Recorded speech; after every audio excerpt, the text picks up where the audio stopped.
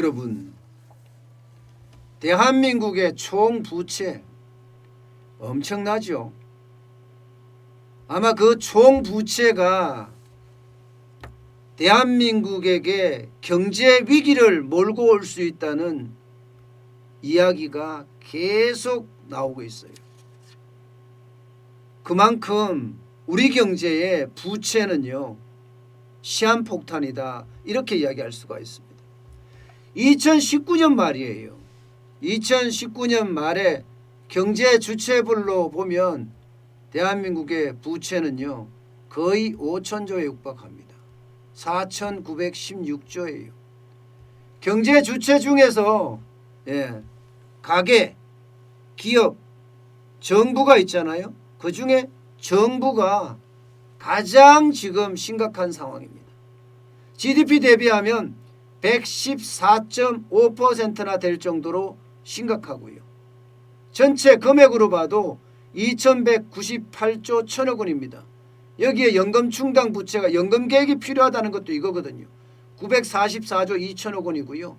공공기관 부채도 525조 1천억 원입니다. 국가 채무도 728조 8천억 원이에요. 이게 2019년입니다. 가계신용은요 1600조 3천억 원입니다. GDP 대비해서 83.4%나 됩니다. 기업 대출도요 1118조 원이나 됩니다. GDP 대비 58.3%예요.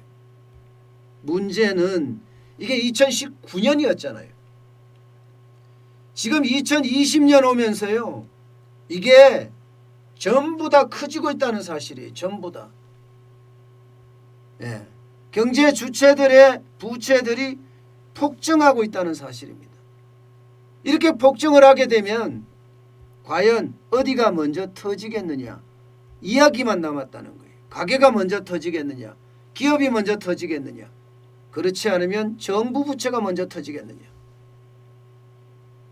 가계가 먼저 터진다, 이 말은요, 대출을 안 갚는 사람들이 엄청나게 많아진다, 이런 얘기예요. 나 몰라, 나 안 낼래 아무것도, 이렇게 말하는 거고요. 기업이 먼저 터진다, 이 말은요, 기업의 도산이 줄도산이 일어난다는 이야기고요. 정부가 먼저 터진다, 이 말은 국채가 안 팔린다는 이야기예요. 국채가 안 팔린다. 지금요, 대한민국의 부채는 굉장히 심각할 수준으로 올라가 있다, 이렇게 예견들을 하고 있어요. 왜 그런가 하면요, 보시는 것처럼 기업의 부채도 그렇고요, 가계의 부채도 그렇고, 정부의 부채도 지금 GDP 대비해서 엄청 늘어나고 있습니다. 지금 이때 여기에 정부의 부채는요, 연금 부채나 공기업 부채가 포함되지 않은 겁니다. 연금 부채나 공기업 부채가 포함이 된다 그러면요, 이게 엄청 늘어나게 됩니다. 앞서 제가 보여드렸던 것처럼 GDP 대비 114.5%잖아요. 이거보다 훨씬 더 늘어나게 됩니다. 그러나 나머지는 지금 상황이 마찬가지인데요, 가계나 기업의 부채가 이거 너무 심각한 것 아니냐, 이렇게까지 지금 이야기가 나오고 있어요. 기업은 GDP 대비 105.1%예요. 105.1%. GDP라는 게 여러분 뭐예요? 여기서 말하는 건 명목 GDP거든요. 우리나라에서 생산하는 모든 제품에다가 지금의 현 가격을 곱해서 나오는 총 금액이 명목 GDP입니다. GDP는 실질 GDP라는 것도 있거든요. 실질 GDP는요, 기준연도의 가격입니다. 대한민국 기준연도의 가격은 2015년이에요. 그러면 지금 생산하는 모든 제품의 곱하기 2015년도의 가격을 곱한 게 실질 GDP고요. 명목 GDP는 원래 지금 현재 시가를 그대로 곱한 게 명목 GDP입니다. 그런데 기업의 대출이 이 명목 GDP, 대한민국에서 총 생산하는 재화 서비스의 100%를 넘어선다고 생각을 해보세요. 그러면 이게 도대체 나라 살림이 제대로 되는 거냐, 이렇게 이야기할 수가 있겠죠. 기업이 그런 것도 당연한데 가게도 지금 마찬가지입니다. 가게도 지금 95.9% 수준으로 올라가 있습니다. 95.9% 수준으로. 지금 여러분 이렇게 부채가 계속해서 늘어난다 이러면요, 그 상황은 점점 더 심각해진다 이렇게 이야기할 수가 있습니다. 예. 지금 제일 많이 늘어나는 게 100%씩 늘어난다는 사실, 95.5%씩 늘어난다는 사실이 진짜 무서워요. 예. 이게 1분기 기준이긴 하지만 전체 국가 총 부채는요 5천조를 지금 현재 넘어선 상태입니다. 결국은 이 과다 부채가 어느 쪽에서 터질지는 모르겠지만 시한폭탄이 돼서 뻥뻥 터질 날이 얼마 안 남았다, 이런 얘기가 지금 나오고 있는 실정입니다. 왜냐고요? 자, 우리가 IMF를 보자고요. IMF 때 우리가 외환위기를 굉장히 겪었습니다. 그 당시 기업들은요 3저라는 저유가 저금리 저달러라는 호황을 등에 업고 고성장을 구가했습니다. 1986년부터 1988년까지 연평균 12% 성장이라는 기함을 토했어요. 연평균 12%. 이렇게 잘 나가니까 기업들이 솔직히 좀 오만해졌어요. 야, 미래도 앞으로 경기, 우리 대한민국의 경제는 좋아질 거야, 이렇게 이야기하면서 빚을 내서 계속 투자했어요. 그것도 과잉 투자. 그리고 빚을 내서 과소비라고 이야기할 만큼 많이 썼어요. 그러다 보니까 GDP 대비 부채 비율이 엄청나게 늘어난 겁니다. 1988년만 하더라도 63.4%였던 GDP 대비 부채 비율이 97년에는 107.2%로 증가했습니다. 그러니까 어떻게 되겠습니까? 너무 많이 증가한 거예요. GDP 대비. 이렇게 되면 이게 충격으로 다가올 수가 있거든요. 이게 충격으로.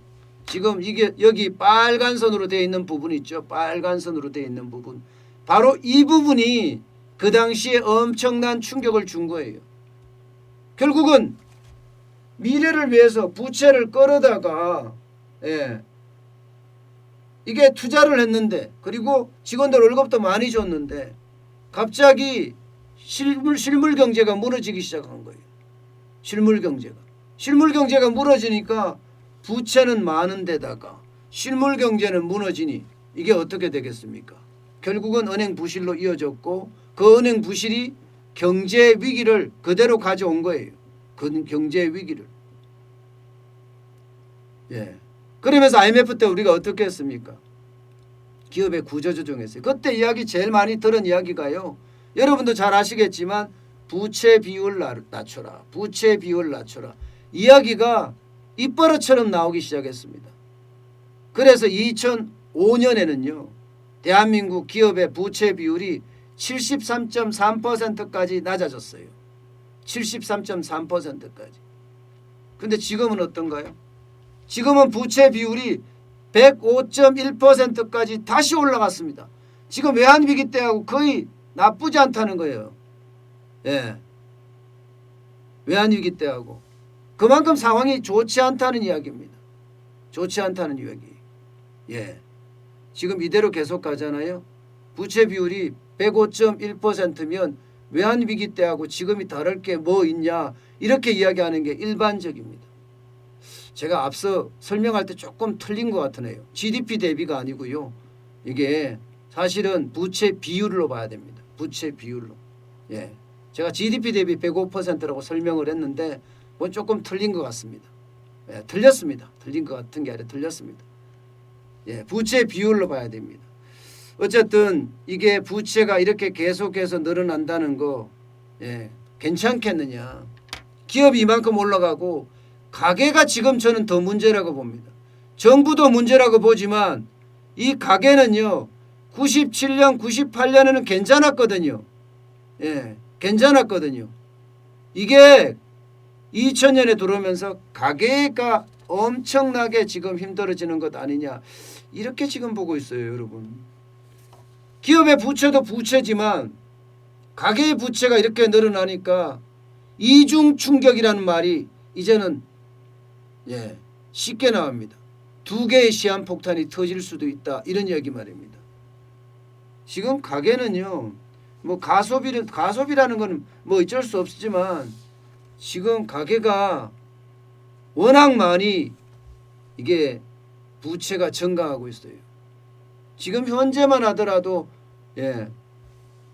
기준으로 보면요, 가계 부채도 장난 아니게 늡니다. 1637조까지 늘었던가 아마 그럴 겁니다. 아마.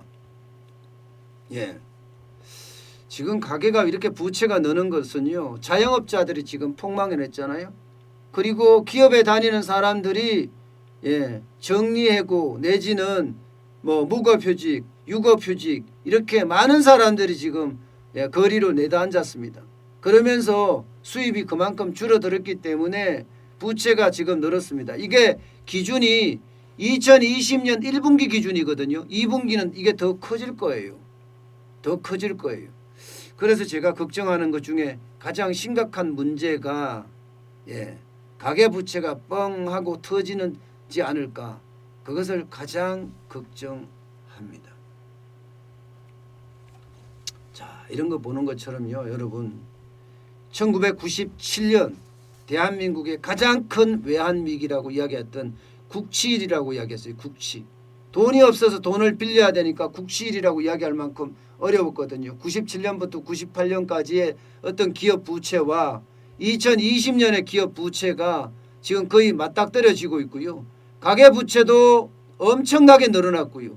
여기에다가 정부 부채마저도 계속 늘어나고 있습니다. 올해 GDP 대비하면 4.5% 정도로 추정이 되고 있고요. 계속해서 늘어날 거다. 2022년까지는 50%까지 올라갈 거다. 이렇게 얘기하고 있는 실정입니다. 여러분, 이렇게 부채가 계속 늘어나잖아요. 그러면 그 부채가 결국 위기가 됩니다. 그 부채가 위기가 되는 것은 몇 가지로 해석할 수 있습니다. 일단 부채가 많으면 소비를 안 합니다. 소비를 안 하면 시장 경제가 작동이 안 해요.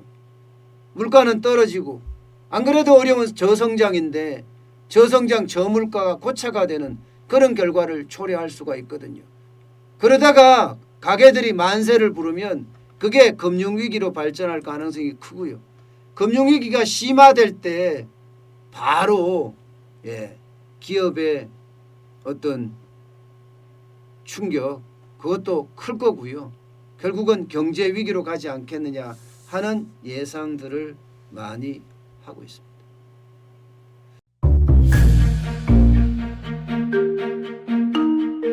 세종대왕과 샤넬 넘버5, 벤츠 자동차의 최고급 기종인 마이바흐의 공통점을 아시나요? 바로 침향입니다. 침향이란 동남아시아에서 자생하는 침향나무가 상처를 입었을 때 스스로를 보호하기 위해서 분비시키는 침향나무의 진액입니다. 진침향은 태국산 침향과 러시아산 녹용, 그리고 국산 홍삼, 백봉령, 산수유, 당귀, 숙지향, 꿀로 이루어진 침향환으로 만성 피로나 또 스트레스, 기력이 저하된 직장인분들, 또 수험생들, 연세 드신 어르신분들이 드시면 좋은 환입니다. 진침향 여러분들께 자신있게 권해드립니다.